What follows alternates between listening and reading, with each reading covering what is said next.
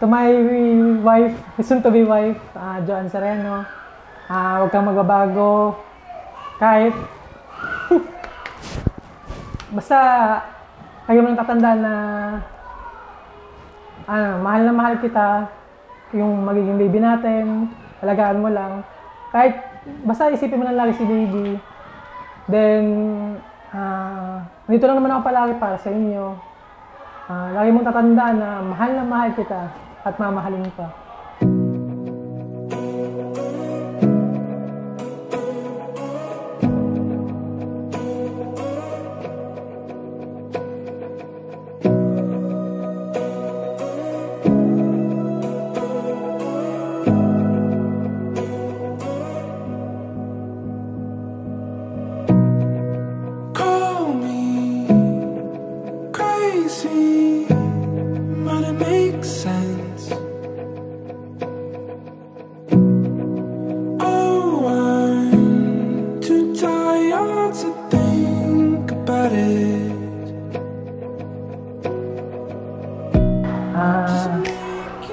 Lagi mo lang ingatan yung sarili mo. Alam mo naman na andito lang naman ako lagi eh. Nagpapasalamat ako kay Lord kasi after a long years, so many years, nagkita tayong uli.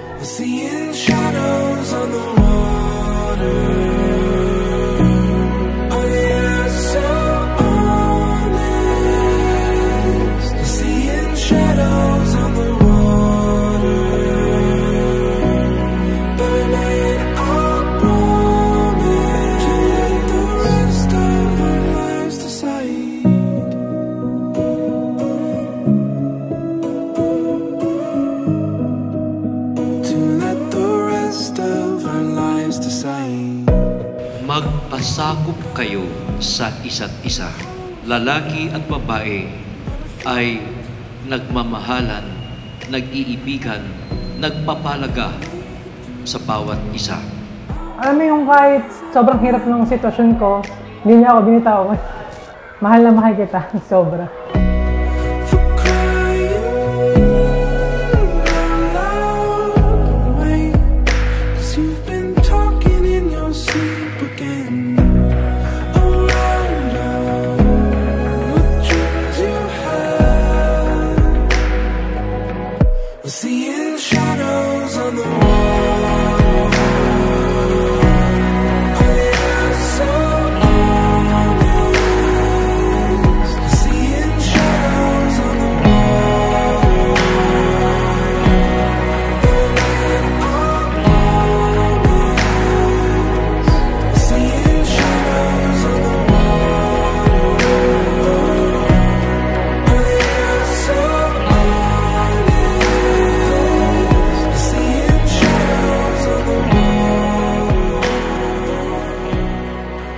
So, nagpapasalamat ako kasi hindi ka bumitaw.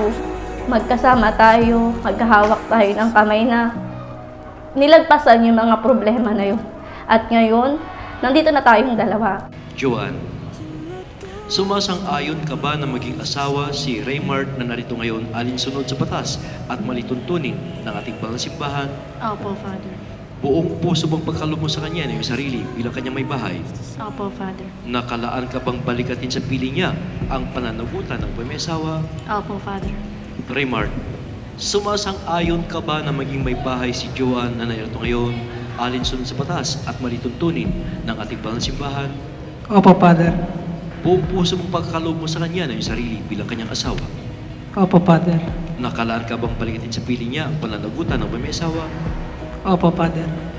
Joanne at Raymart, kung pag-isipan natin, pagnilayan natin at planuhin natin ang buhay, kalakip ang ating mga panalangin at kahilingan sa ating Panginoon, ang lahat ng ito ay ipagkakaloob ng Diyos.